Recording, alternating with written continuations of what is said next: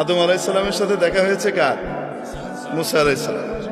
তো মুসা আলাইহিস সালাম আদম আলাইহিস সালামকে বলছেন, আব্বা জান, আল্লাহ তাআলা এত কিছু জান্নাতে আপনাদেরকে দিয়ে রাখলো, শুধু একটা গাছ এটার কাছে যেতে না করলো, এটা না খাইলে হইতো না? কেন? আপনি খাইছেন বলে তো আমরা দুনিয়াতে আইতেছি। আপনি দুনিয়াতে আসছেন, আমরা দুনিয়াতে আসছি। আইসা যে ফেরাউনের কবলে পড়ছে, জ্বালায় মারতেছে।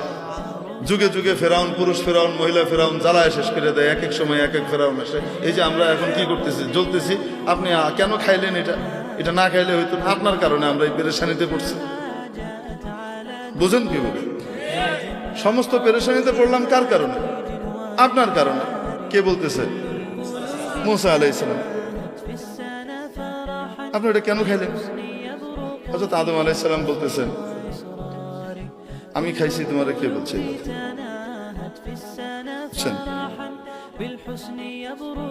মুসা আলাইহিস সালাম বলেন, আমি বলে আপনাদের বাবার ছেলেদের মধ্যে সাধারণত 2 নম্বর ছেলে যেটা হয় মাইজা, এটা চেতা টাইপের হয় সাধারণত। আল্লাহ তাআলা এটারে বানান শত্রু বাহিনী এসে যেন তার বাবার জমি টমি দখল করে নিতে না পারে। আর বড়টাকে বানান আল্লাহ তাআলা অনেক বুদ্ধিমান হয়, কিন্তু বেকুবের মতো থাকে, একটু সাদা সিধা থাকে, ওটা ঠান্ডা থাকে। আল্লাহ বানানি ঠান্ডা, কারণ সবাইকে লইয়ে চলতে হবে তো, ভাই বোনগুলোর ভিতরে যেন মিল মহব্বত রাখা যায়। সাধারণত এই বুদ্ধিটা আল্লাহ তাআলা বড়টাকে দিয়ে রাখেন। আবার কখনো এটার বিপরীতও ঘটে। ঘটে কি ঘটে না? তো আদম আলাইহিস সালামের যে পোলাপাইন আছে, এরা সবাইকে সমান। হ্যাঁ, সমস্ত নবীরাই আদম আলাইহিস সালামের আওলাদ, কিন্তু আদম আলাইহিস সালামের আওলাদের ভিতরে মুসা আলাইহিস সালাম হলেন মাইজা পোলার মতো, কাউরে ছেড়ে দেন। খোদ রাসূল সাল্লাল্লাহু আলাইহি সাল্লাম যখন মেরাজে যান, সহিহ মুসলিমের হাদিস, যখন রাসূল সাল্লাল্লাহু আলাইহি সাল্লাম কোথায় যান? মেরাজে যান। জিবরাইল আলাইহিস সালাম এক এক জায়গায় নিয়ে যাচ্ছেন। আপনারা বিরক্ত হচ্ছেন?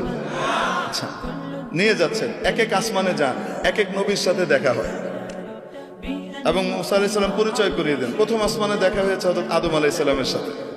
রাসূলুল্লাহ সাল্লাল্লাহু আলাইহি সাল্লামকে পরিচয় করিয়ে দিচ্ছেন জিবরাইল আলাইহিস সালাম, হাদা আবুকা আদম, ইনি আপনার আব্বা আদম আলাইহিস সালাম, ফাসাল্লিম আলাইহি, ওনাকে সালাম দেন।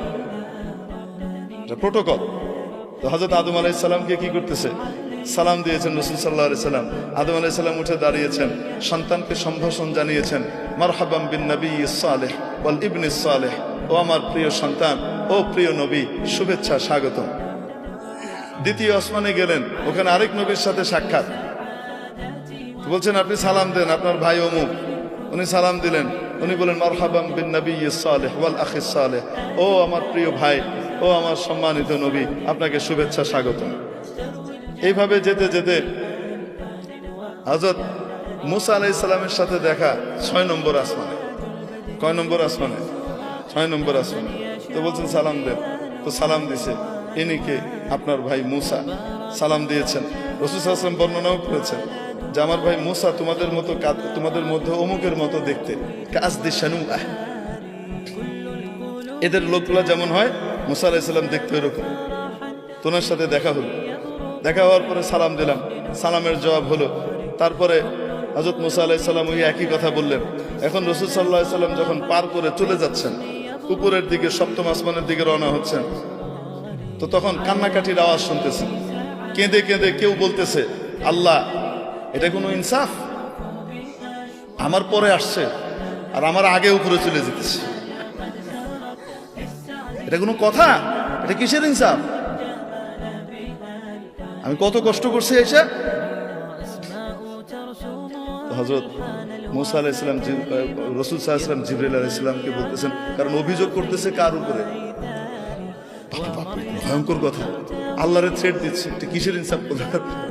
উনি বলতেছে, এটা কি এরকম করে কথা কি কয়? রাসূল সাল্লাল্লাহু আলাইহি ওয়াসাল্লাম ঘাবড়ে গেছেন, এইরকম করে কথা আল্লাহকে কি কয়?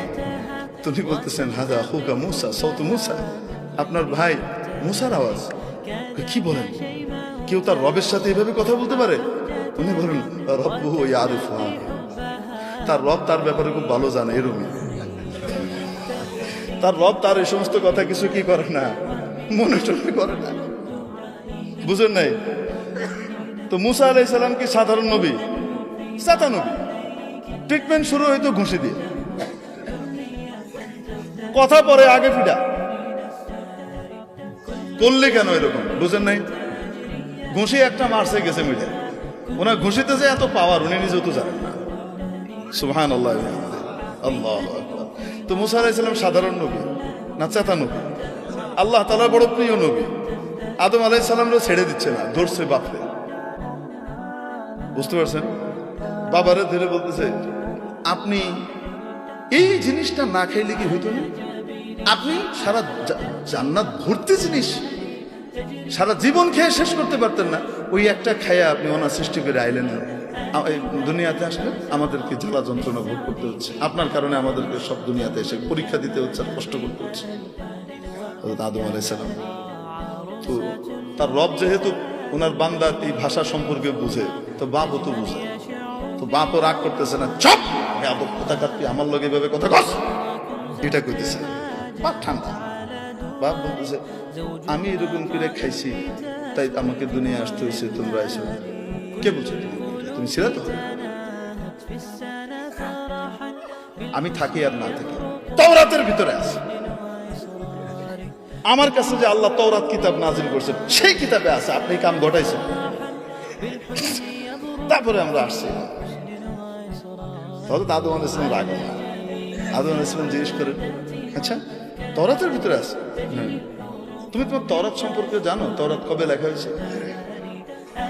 হ্যাঁ জানবো না কেন, কবে লেখা হয়েছে? আপনার জন্মের 50,000 বছর আগে লেখা হয়েছে। আরেক রাতে 40,000 বছর লেখা আছে, 50,000 বছর আগে লেখা হয়েছে। ও,